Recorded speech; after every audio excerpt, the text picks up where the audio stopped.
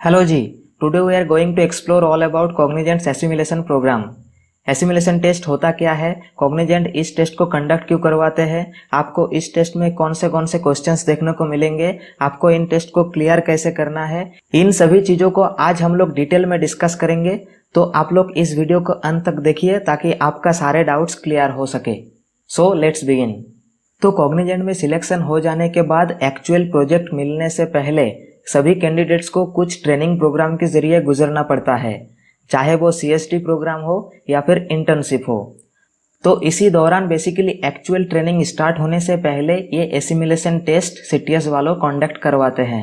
इस टेस्ट को आप एज ए कोडिंग राउंड की तरह ही पकड़ सकते हैं। इस टेस्ट के जरिए बेसिकली वो लोग कैंडिडेट का प्रोग्रामिंग एबिलिटी को जज करते हैं और according to the assimilation test score आपको अपना डोमेन मिलता है और उसी डोमेन में फिर आपका ट्रेनिंग गोज ऑन होता है। ये assimilation program HackerRank platform के जरिए होता है। अगर आपको पता नहीं है, हैकर रैंक एक कोडिंग प्लेटफॉर्म है जहां पर आप कोडिंग प्रैक्टिस कर सकते हैं, टेस्ट दे सकते हैं और अपना कोडिंग स्किल को और ज़्यादा इम्प्रूव कर सकते हैं। ये एसिमिलेशन प्रोग्राम 2 फेजेज में होता है, डे 1 और डे 2। डे 1 का जो प्रेपअप फेज है, बेसिकली प्रिपरेशन फेज, उसे आप मॉक टेस्ट की तरह ही समझ सकते हैं।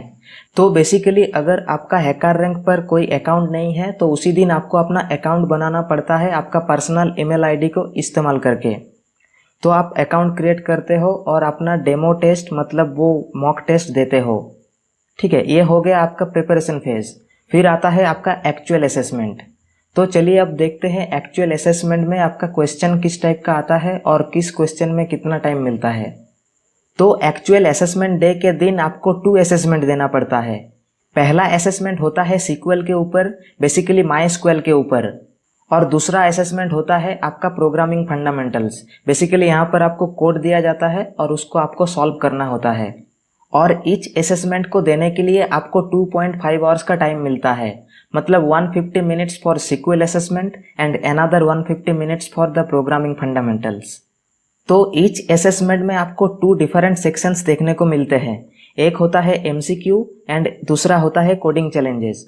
MCQ के अंदर आपको 15 क्वेश्चंस दिए जाते हैं और कोडिंग चैलेंजेस में आपको 4 क्वेश्चंस दिए जाते हैं और इन सभी क्वेश्चंस का आंसर आपको 150 मिनट्स के अंदर करना पड़ता है। ये जो कोडिंग चैलेंजेस में 4 क्वेश्चंस आते हैं उसमें से 2 क्वेश्चन बहुत ही ईजी होते हैं, 1 थोड़ा सा मीडियम होता है और the last 1 is little bit of tougher. ठीक है, तो उस हिसाब से क्वेश्चन सिलेक्शन करते हैं वो लोग। तो यहाँ पर घबराने की कोई ज़रूरत नहीं है। अगर आप इन 4 क्वेश्चंस में से 2 और 3 क्वेश्चंस का आंसर भी कर पाते हो तो आपका टेस्ट आराम से क्लियर हो जाएगा। और ये टेस्ट के बारे में आपको मेल के ज़रिए अपडेट किया जाता है। तो चलिए एक बार देखते हैं किस टाइप का मेल हम लोगों को मिलता है। तो सबसे पहले आप लोगों को इस टाइप का एक मेल आता है जहां पर आपको ट्रैक सिलेक्शन करना पड़ता है। हम लोग कुछ देर पहले प्रोग्रामिंग फंडामेंटल्स वाले सेक्शन में देखे, हम लोगों को 2 प्रोग्रामिंग लैंग्वेजेस दिया जाता है, जावा या तो C#। हम लोगों को इन्हीं 2 प्रोग्रामिंग लैंग्वेजेस में से किसी एक प्रोग्रामिंग लैंग्वेज को चूज करना पड़ता है। तो उसी रिलेटेड ये मेल है।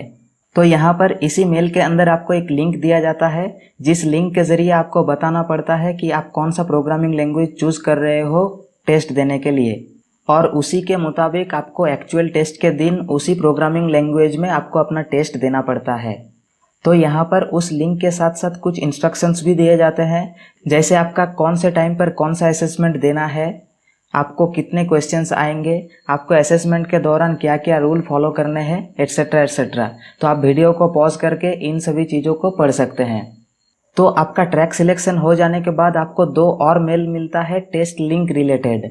आपको एक्चुअल असेसमेंट डे के दिन इसी लिंक के जरिए हैकर रैंक प्लेटफॉर्म पर जाना होता है और आपको अपना असेसमेंट देना पड़ता है। फिर जब आप असेसमेंट को कंप्लीट करके सबमिट करते हो, फिर आपको हैकर रैंक टीम के जरिए कॉन्फर्मेशन मेल मिलता है कि आप सक्सेसफुली असेसमेंट को सबमिट कर चुके हो। और फाइनली असेसमेंट डे के अगले दिन ही आपको अपना रिजल्ट मिलता है ईमेल के जरिए, और वो मेल कुछ इस तरीके का होता है। तो ये होता है पूरा प्रोसेस एसिमिलेशन टेस्ट का। सो बेसिकली एक्चुअल ट्रेनिंग शुरू होने से पहले आपको ये एसिमिलेशन टेस्ट देना पड़ता है। आप किसी भी ब्रांच के हो, IT नॉन IT सभी के लिए ये एसिमिलेशन टेस्ट है, लेकिन अगर आप IT फील्ड से बिलोंग करते हो तो आपको ये एसिमिलेशन टेस्ट देना मैंडेटरी है। और ये एसिमिलेशन टेस्ट के स्कोर के मुताबिक आपको अपना डोमेन मिलता है। अगर आप ये एसिमिलेशन टेस्ट क्लियर करते हो तो आपको अच्छा डोमेन मिलता है, लाइक FSC मतलब फुल स्टैक इंजीनियरिंग। और ये एसिमिलेशन टेस्ट उतना भी टफ नहीं होता।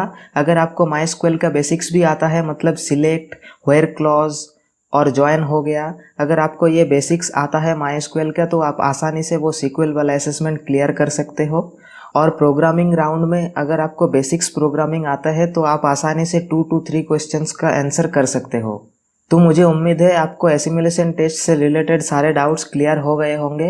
अगर फिर भी आपको कुछ सवाल है तो उसे आप कमेंट बॉक्स पर ज़रूर शेयर करें, हम उसका आंसर करने की कोशिश करेंगे। तो इस वीडियो को लाइक कीजिए, और अगर आपको इंटर्नशिप से रिलेटेड भी कोई वीडियो चाहिए तो उसे भी कमेंट बॉक्स पर ज़रूर शेयर कीजिए। मिलते हैं नेक्स्ट लेसन में, तब तक के लिए बाय बाय।